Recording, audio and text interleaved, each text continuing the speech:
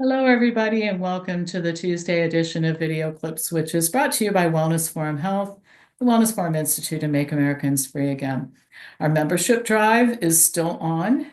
We are working hard to build our membership in order to, at some point in time, and the not too terribly distant future, be able to offer things like a medical cost sharing program and direct care in more parts of the country. So, in order to incentivize you to do it, if you join during this period of time, we will give you, or you upgrade, that's another option, we will give you a certificate equal to the amount of dues that you pay, which you can apply to a number of different things, including our Food Over Medicine Retreat, an annual event, which is being held virtually this weekend, May 2nd, 3rd, and 4th. Friday night, Saturday all day and evening with meal breaks, and then Sunday night. I'm going to cover a lot of topics you want to know about. The weight loss issue is one, the great protein debate, dietary supplements, topics like glyphosate and irritable bowel, things you've been asking about. Sunday night, I'm going to teach a cooking class from my kitchen here at home. Some recipes from a cookbook that I wrote a long time ago. I used to cook and write cookbooks a long time ago before I had so many other things to do.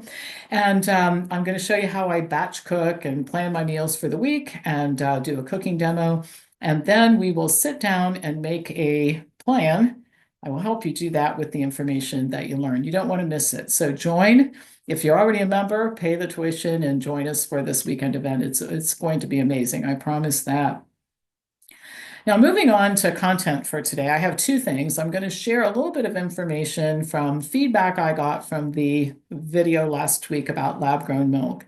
And then I want to talk about, speaking of the protein issue, since we're going to talk about that this weekend, a very misunderstood study that came from New Zealand about vegans and protein that's being misreported, and I'm going to clear that up for you. So let's start with the lab-grown milk issue from last week. Some of you thought that raw milk was a better choice than pasteurized cow's milk or lab-grown milk, either one.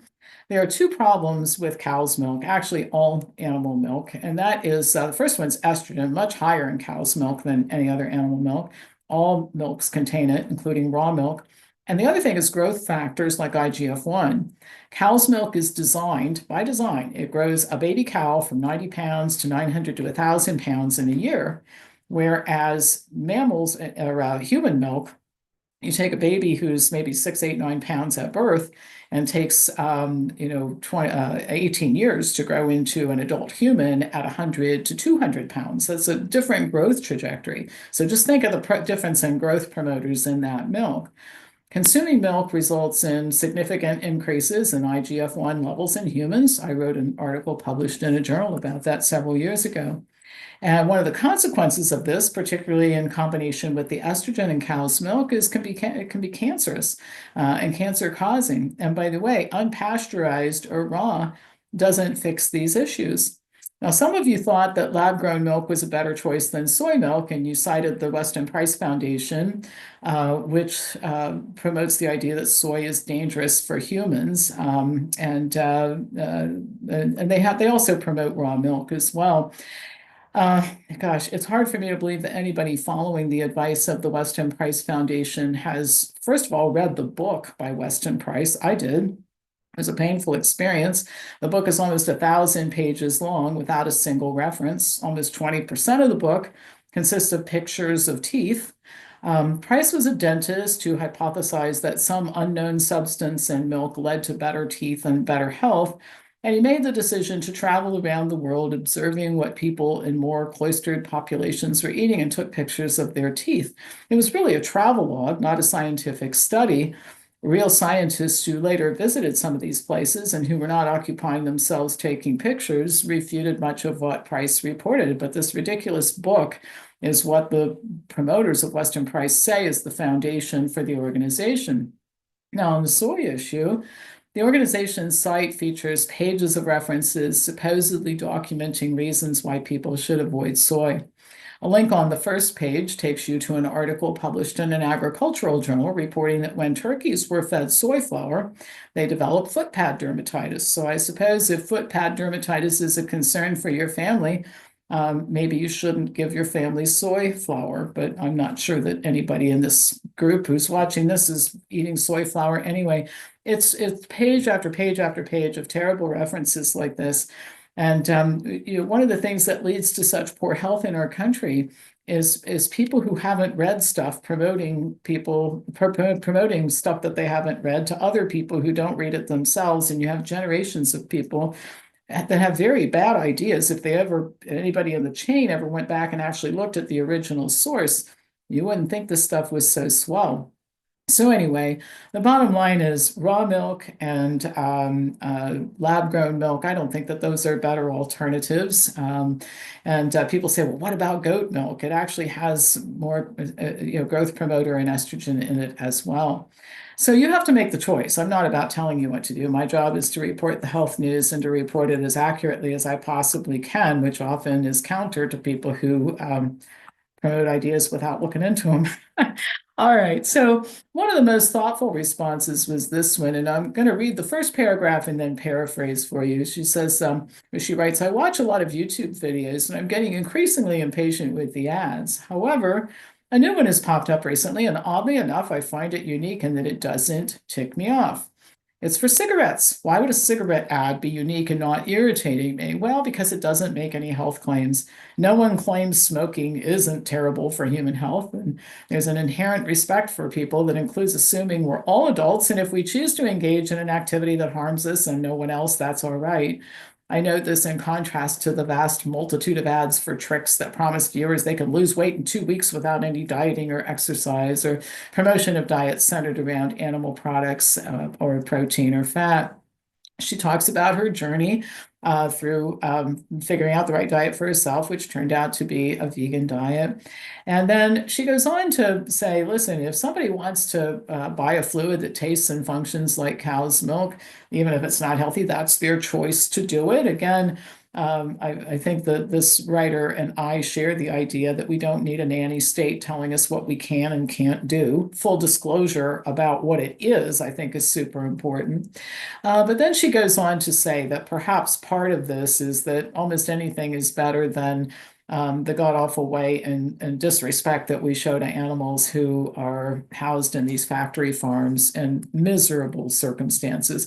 That's a different topic for a different day, but she says, if that would be the precision fermentation lab milk would be a better option than cow's milk if it was going to be a choice between the two, because of what confinement and mass producing animal agriculture does to the animals, and I would add to the environment. And there are places in this country that have been ruined, waterways that have been ruined by mass agriculture. So anyway, that's some feedback from last week. Next news item, this has to do with the protein issue that we're going to talk about this weekend in the Food Over Medicine retreat. I've been asked about a new article that is titled Evaluation of Protein Intake and Protein Quality in New Zealand Vegans. People who haven't read the article, here we are again, are claiming that this article concludes that vegan diets are potentially deficient in protein. So before I decided to talk about it on this video, I did something really outlandish and I read it. I know that's crazy to read it first and make sure that what you say about it is true. The disconnect between what I'm going to tell you here and what you may have heard about this is pretty significant. So here's the scoop. The study involved originally 212 long-term vegans, 193 completed it, 52 men and 141 women, and they submitted a 4-day food diary and were included in the final analysis. All the participants in the initial analysis exceeded the daily requirement for protein based on analysis of amino acid content of the foods they ate.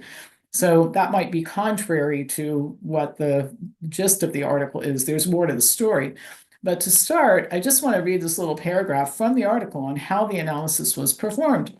To improve the quality and the estimations of nutrient intake and obtain the most appropriate match, food matching guidelines from the Food and Agriculture Organization were followed. In cases where an exact match was unachievable, the food item was matched to several possible food items to tabulate an averaged value for protein and essential amino acids. To accommodate the influence of cooking methods on digestibility values for protein and amino acids, a food item prepared in the most similar method from the USDA database was chosen as a match for the reported food item. To account for disparity between food compositions in the two countries, values of amino acids from the USDA food composition data were normalized to the protein content of reported foods from New Zealand. I think you can see already that the best you could make of this is it's a guesstimation. The nutrient content of foods is inconsistent. Even when analyzing oranges picked from the same tree at the same time, you get different nutrient profiles. So here you're comparing different foods between one another and trying to come up with some quantification of the protein in it. So with such a limited number of people and a 4-day journal, I mean, there are just only so many conclusions that you can draw from a study that looks like this. Now, here's where things get really interesting. No protein deficiency based on this part of the analysis, such as it was. To make the claim that the vegan diet could be deficient, researchers decided to take a look at a metric called TID, or total true ileal amino acid digestibility. By doing this, they determined that only half of the cohort was taking in enough lysine and leucine, two essential amino acids. Now, let's look into this TID a little bit.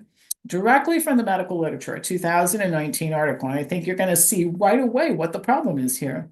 True ileal amino acid digestibility, determined at the end of the small intestine, predicts amino acid uptake more accurately. Given that ileal digestibility determination cannot be undertaken routinely in humans, a pig-based assay has been developed and validated.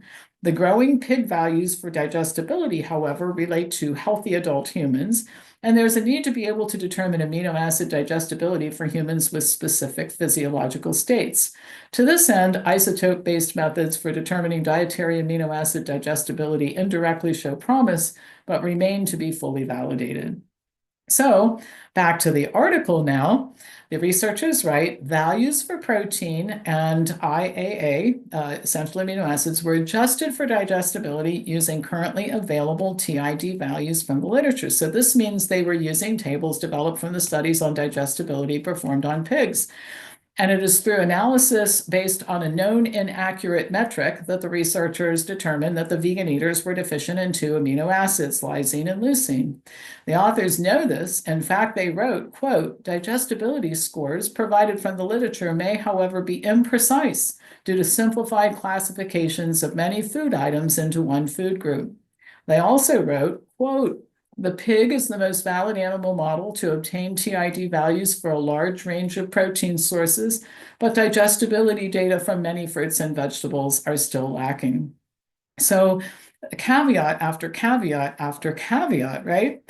So I took it a step further. I decided to search the medical literature to see if I could find even a case report where somebody was found to be deficient in these two amino acids, lysine or leucine. Not even a case report, nothing in the medical literature.